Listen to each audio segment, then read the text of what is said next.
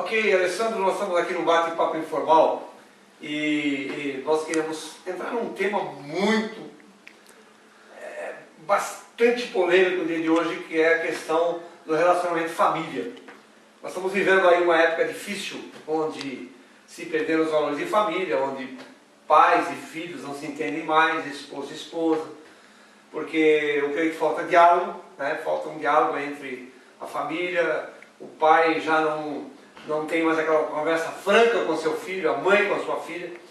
E nós vemos então nas escolas estaduais, enfim, nas escolas em geral, o grande problema das drogas e filhos que os pais esperam que os professores os eduquem. E a escola apenas ela dá o caminho, como a igreja dá o caminho, né? Nenhum pastor vai criar filho de ninguém, ele ensina a palavra, dá o caminho, mas a educação vem dos pais.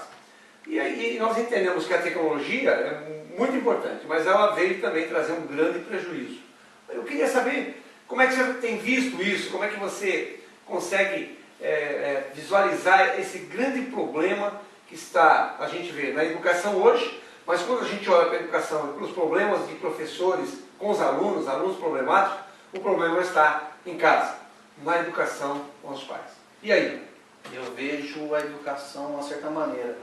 Já nos tempos antigos, os filhos respeitavam mais os pais. E hoje em dia, a tecnologia vem tanta que eles acabam desfocando tudo. O pai tem mais atenção para o trabalho do que para a esposa, do que para filho.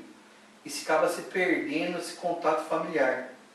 Então a gente já não tem mais esse contato familiar, que é sentar numa mesa, comer junto, ou uma conversa em família. A televisão está sendo um foco maior do que a família. Isso que eu tenho visto. Alessandro, deixa eu perguntar uma coisa, meu irmão. Você falou de alguém estar à frente de uma televisão há muito tempo. Mas, normalmente numa casa hoje, ocorre o seguinte. A mãe está na televisão vendo uma novela, por exemplo, ou alguma outra coisa. O pai está lendo um jornal ou no notebook na sala. A filha está no celular no quarto. E o filho está no tablet no outro quarto. Né? Às vezes a refeição é feita nesses lugares, quando deveria ser feita na mesa. Então, se perdeu aquela comunhão gostosa, né? De um olhar tete a tete para o outro mesmo. Né? Falta aquele diálogo. O pai esclarecer as dúvidas para os filhos, né? Quando se fala de sexo, por exemplo. Hoje, tanto o menino, o adolescente, com a menina adolescente, aprende sexo com os amigos na escola. Porque os pais não têm mais perderam essa função de o pai com o filho, a mãe com a filha, que é mais fácil, né? De educar os filhos também nessa área. Esclarecer qual é os pontos positivos e negativos. Não sei o que você entende, como a gente está vivendo esse tempo tão difícil. Na minha época de jovem, eu procurei meu pai. O pai, estou com um problema, ele sabe disso, então tive informação do meu pai. É que eu tenho feito com meu filho. Eu falo para ele, eu sou seu amigo, então se abra comigo. Mas está em falta isso, porque hoje em dia o filho ele tem medo de perguntar isso para o pai, ele começa a procurar o computador, os amigos da escola, às vezes até vai para a prostituição na rua, onde ele acaba vivendo o que não é para ser vivido naquele momento. Acaba passando do limite dele. Então não tem essa convivência com o pai que deveria ter. Com uma filha, com uma mãe. Você quer dizer que falta realmente essa empatia, digo, falta esse diálogo gostoso, abrir o coração, ser mais amigo do pai, o filho, mesmo da mãe, e a filha também da mãe e do pai. Tudo isso está trazendo um grande prejuízo, principalmente porque também não se fala mais das coisas de Deus. E eu percebo assim que às vezes nem se ora mais na hora da refeição, nem o pai ou alguém da família ora, e nem a pessoa individualmente ora, né? Às vezes acaba esquecendo. E a gente então entende que os valores se perderam. A informação é boa, mas ela tem que ser cuidadosa ao buscá-la, porque nós estamos vendo aí que as coisas estão se perdendo e a família está se degradando. Nós estamos vendo aí drogas, a bebida, nós estamos vendo aí a prostituição e quando se fala em Deus, Deus está longe de tudo isso. Qual é a solução? Qual seria a solução no momento, vamos dizer assim, pelo que a palavra de Deus nos ensina, qual seria a solução? A Bíblia nos diz assim, que os pais não devem provocar os filhos, devem ensiná-los com disciplina e amor. Mas diz também que os filhos devem obedecer aos pais, ser submissos aos seus pais. E diante disso, qual seria a solução? O que você sente que poderia melhorar e ajudar muito a família, a tornar a família boa, perfeita, família conforme a vontade de Deus? Hoje em dia eu vejo assim, ó, pastor, o pai ele é o alicerce.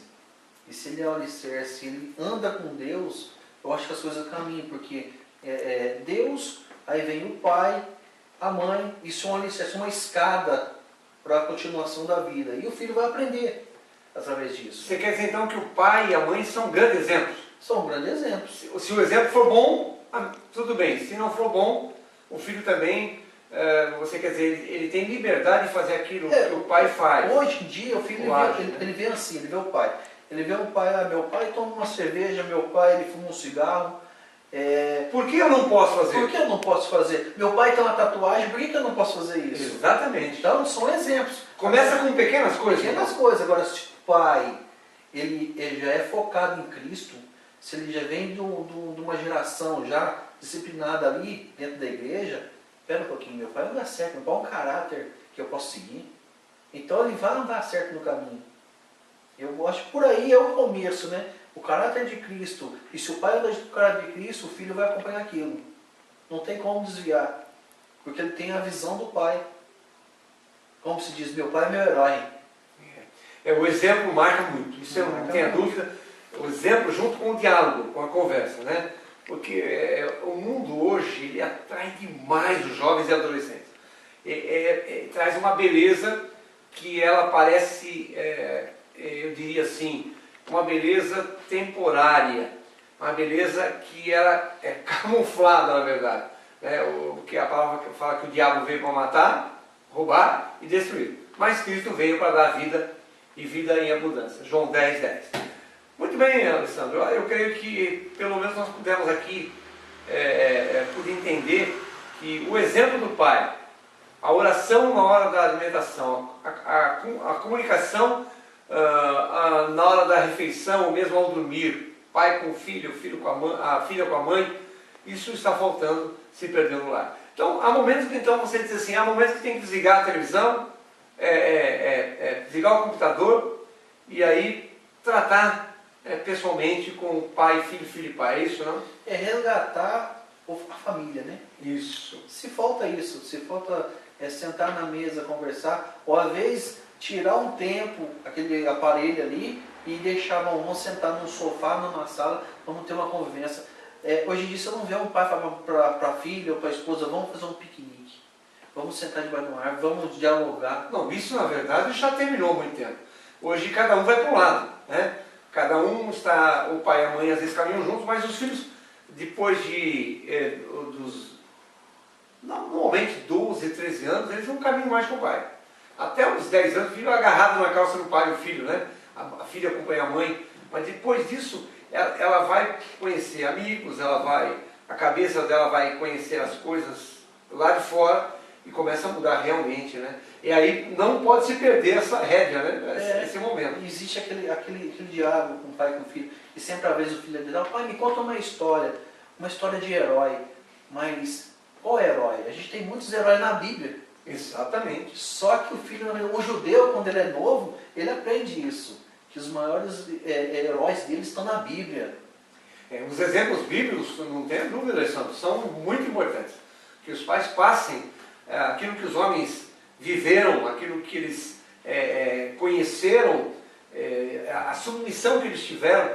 Uma grande coisa que se perdeu hoje, não só na família, mas na sociedade, na escola, com as autoridades, é a submissão. A submissão, e eu não digo mesmo, a Deus então, muito menos.